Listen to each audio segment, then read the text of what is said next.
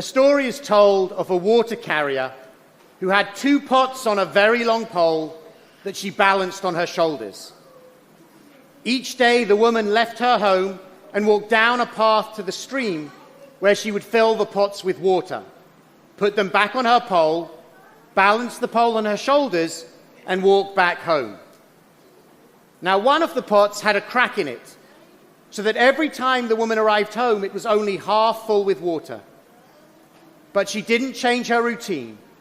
Every day she walked down to the stream, collected her water, and arrived back home with 1 pot full and the other pot half full. The cracked pot felt sad and ashamed that it could only ever return half full, and it looked enviously at its neighbor on the other side of the pole. One day, the cracked pot finally mustered up the courage to speak and said to the woman, "I am so sorry. I want to apologize and ask your forgiveness.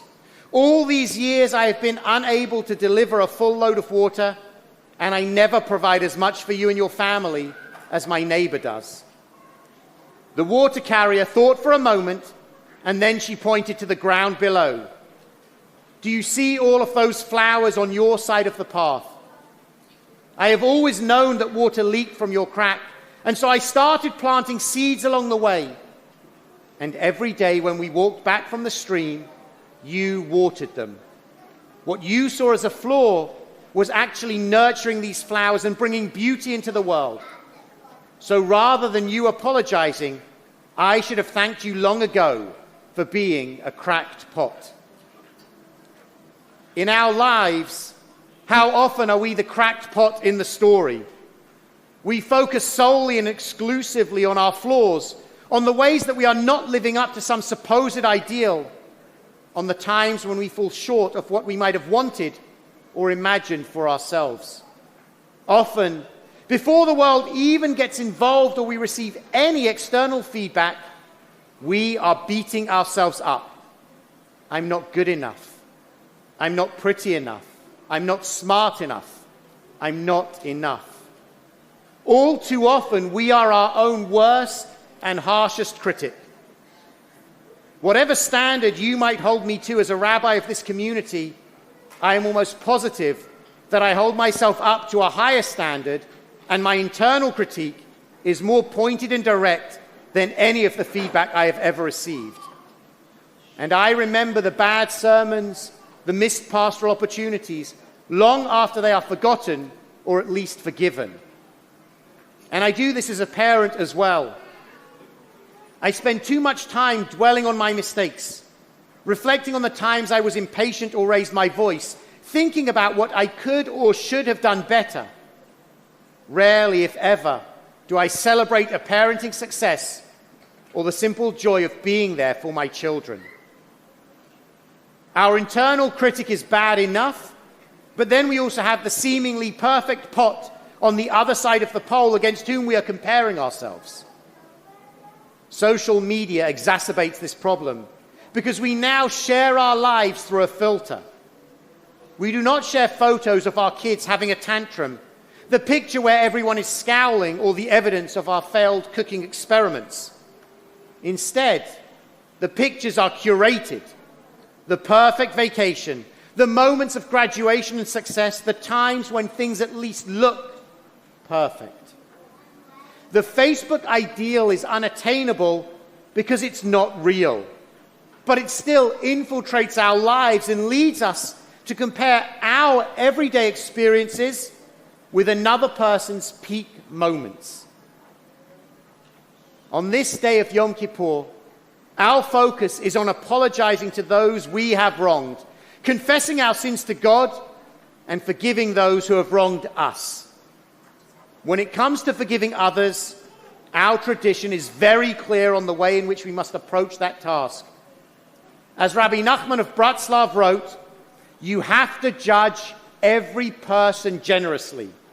Even if you have reason to think that person is completely wicked, it's your job to look hard and seek out some bit of goodness. When it involves the way we judge others and forgive them, we are told to do it willingly, with kindness and with compassion, always leaning to the positives that can be found. But as Rabbi Nachman continues, so now, my clever friend, now that you know how to treat the wicked and find some bit of good in them, now go do it for yourself as well. I know what happens when you start examining yourself. No goodness at all you find, just full of sin. Watch out for old man gloom, my friend, the one who wants to push you down. This is one of his best tricks. That's why I said, now go do it for yourself as well. We are our own worst critics. If we view the world and others through rose-colored glasses, we often view ourselves through the darkest sunglasses we can find. Rabbi Nachman knew that as important as it was to encourage people to be charitable in the way that they view others and forgive them, it was equally, if not more important, to encourage people to be charitable in the way they view themselves and forgive themselves. This Yom Kippur, as much as this day is about our relationship with other people, I want us to really consider the way that we approach ourselves. I want us to be as kind to ourselves as we are to those around us, as compassionate with ourselves as we are to our neighbors, and as forgiving of ourselves as we are to those who have made mistakes. At the heart of our Torah is the instruction, Ve'ahavta l'reacha kamocha. You shall love your neighbor as yourself. We always focus on the external imperative of this commandment, the way that we are supposed to treat other people. But there is a first step to get there. Love your neighbor as yourself begins with you, with loving yourself. This is not an instruction to vanity, arrogance, or ego, but it is a call for us to have a positive relationship with ourselves. It's about feeling happy and content with who we are. It's about having a positive sense of self-worth. This verse reminds us that we cannot approach another person with kindness and love if we do not treat ourselves in the same way. I recently read about a man who carries in his wallet a picture of himself from when he was 6 years old. He said it's there to remind him to always view the world with the wonder of a child, but also to forgive and love himself just as he would the innocent child in the picture. It's a wonderful aspiration to handle ourselves with the same care we would a child. And while this all makes sense in theory, societal expectations make it that much harder to do in practice.